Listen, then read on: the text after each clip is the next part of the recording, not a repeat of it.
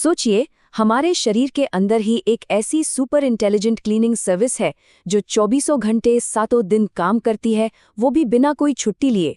आज हम इसी कमाल के सिस्टम यानी हमारे एक्सक्रीटरी सिस्टम को समझने वाले हैं। तो सवाल यही उठता है कि शरीर अपने ही खून को आखिर साफ कैसे करता है। चलिए इसका पता लगाते हैं, क्योंकि ये वो प्रक्रिया है जिस पर हमारी जिंदगी टिकी हुई है। और हाँ, ये कोई धीमा धीमा होने वाला काम नहीं है। जरा सोचिए, हर 1 मिनट दिल से निकलने वाले खून का लगभग 5वां हिस्सा मतलब 20% सीधा सफाई के लिए गुर्दों में पहुंच जाता है। कमाल है ना? तो चलिए इस शानदार प्रक्रिया को समझना शुरू करते हैं। अपने शरीर को एक बहुत ही बिजी फैक्ट्री की तरह समझिए।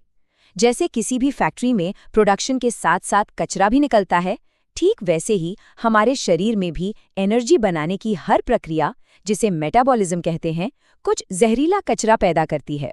और इस कचरे को बाहर निकालना बेहद जरूरी है।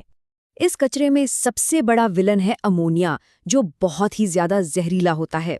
अब इसे सीधे शरीर से बाहर निकालने में बहुत ज्यादा पानी खर्च हो जाएगा, तो हमारा शरीर एक बहुत ही स्मार्ट चाल चलता है। यह है इस जहरीले अमोनिया को एक कम खतरनाक चीज यूरिया में बदल देता है। पानी बचाने का क्या शानदार तरीका है। तो सवाल ये है कि ये यूरिया खून से बाहर निकलता कैसे है। यहीं पर हमारी पर्सनल फिल्ट्रेशन सिस्टम के सुपर हीरोज की एंट्री होती है। ये है हमारी पूरी यूरिनरी सिस्टम, और इस टीम के जो असली स्टार्स हैं वो हैं ये 2 बीन के आकार के अंग, हमारे गुर्दे यानी किडनीज। इन्हें शरीर का सबसे एडवांस्ड वाटर प्यूरिफिकेशन प्लांट समझ लीजिए। चलिए जरा गुर्दे के अंदर झांकते हैं। इसमें 2 मेन लेयर्स हैं। बाहरी हिस्सा है कॉर्टेक्स और अंदरूनी हिस्सा है मेडुल्ला। सफाई का असली जादू इन्हीं परतों के अंदर होता है। तो आइए और गहराई में चलते हैं। अब हम उस लेवल पर जा रहे हैं जहां असल में सारा एक्शन होता है, मतलब माइक्रोस्कोपिक लेवल पर। जरा कल्पना कीजिए, हर एक गुर्दे के अंदर लगभग 10 लाख छोटी छोटी फिल्ट्रेशन मशीनें लगी हैं। 10 लाख! इन नन्ही मशीनों को नेफ्रॉन कहते हैं। और ये है वो माइक्रो मशीन, नेफ्रॉन। खून को साफ करने और यूरिन बनाने का सारा काम यहीं होता है। ये गुर्दे की सबसे छोटी लेकिन सबसे शक्तिशाली इकाई है। तो ये सूक्ष्म मशीन असल में काम कैसे करती है? चलिए इस विश्लेषण के सबसे दिलचस्प हिस्से पर आते हैं। यूरिन बनता कैसे है? ये पूरी प्रक्रिया मोटा-मोटा 3 आसान स्टेप्स में होती है। पहला, फिल्ट्रेशन मतलब छानना। दूसरा, रीएब्जॉर्प्शन यानी काम की चीजों को वापस सोखना। और तीसरा, सिक्रीशन यानी बचे खुचे कचरे को बाहर धकेलना। अब एक चौंकाने वाले फैक्ट के लिए तैयार हो जाइए। हर दिन हमारे गुर्दे लगभग 180 लीटर लिक्विड छानते हैं। जी हाँ, 180 लीटर। ये तो पानी की एक बड़ी टंकी भरने के लिए काफी है। लेकिन इसके बावजूद हम हर दिन सिर्फ 1.5 लीटर के आसपास ही यूरिन शरीर से बाहर निकालते हैं। तो अब एक बड़ा सवाल खड़ा होता है, अगर 180 लीटर फिल्टर हुआ तो बाकी का 99% मतलब लगभग 178.5 लीटर गया कहाँ? इसका जवाब है पुनर्अवशोषण। हमारा शरीर बेहद समझदार है।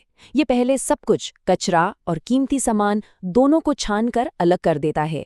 फिर बड़ी सावधानी से पानी, ग्लूकोज और जरूरी मिनरल्स जैसी कीमती चीजों को वापस खून में सोख लेता है।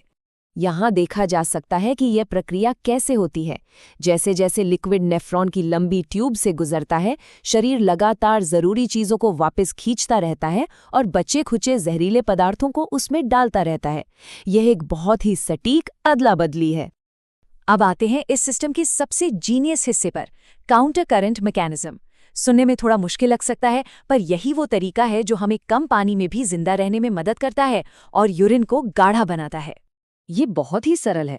जब छना हुआ लिक्विड लूप में नीचे की तरफ जाता है तो इसकी दीवारों से पानी तो बाहर निकल सकता है, लेकिन नमक नहीं। इससे अंदर का लिक्विड धीरे धीरे गाढ़ा होता जाता है। फिर जैसे ही लिक्विड ऊपर की ओर मुड़ता है, नियम बदल जाते हैं। अब दीवारें जबरदस्ती नमक को बाहर पंप करती हैं, लेकिन पानी को रोक लेती हैं।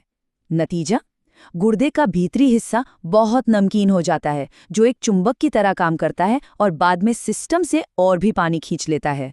जाहिर है, ये पूरा सिस्टम ऑटो पायलट पर नहीं चलता। इसे शरीर की ज़रूरतों के हिसाब से हार्मोन्स के जरिए बहुत बारीकी से कंट्रोल किया जाता है। ये संतुलन का एक बेहतरीन उदाहरण है। एक तरफ जब ब्लड प्रेशर गिरता है तो एक सिस्टम उसे बढ़ाने के लिए एक्टिव हो जाता है। दूसरी तरफ जब ब्लड प्रेशर बहुत ज्यादा हो जाता है तो दूसरा सिस्टम उसे कम करने के लिए काम करता है। ये एक लगातार चलने वाला एडजस्टमेंट है जो सब कुछ काबू में रखता है। इस सिस्टम के महत्व को पूरी तरह समझने के लिए यह जानना भी ज़रूरी है कि अगर ये काम करना बंद कर दे तो क्या होता है। जब गुर्दे फेल हो जाते हैं तो यूरिया जैसा जहरीला कचरा खून में जमा होने लगता है। इस खतरनाक स्थिति को यूरीमिया कहते हैं और ये इस बात का संकेत है कि शरीर की सफाई व्यवस्था पूरी तरह ठप हो गई है। हमारे गुर्दे चुपचाप हमारे खून को साफ करते हुए एक ऐसा संतुलन बनाए रखते हैं जो इंसानों की बनाई किसी भी मशीन से कहीं ज्यादा जटिल है। ये सोचने पर मजबूर करता है कि प्राकृतिक इंजीनियरिंग के और कौन-कौन से चमत्कार हमारे शरीर के अंदर हर पल, हर लम्हा हो रहे हैं।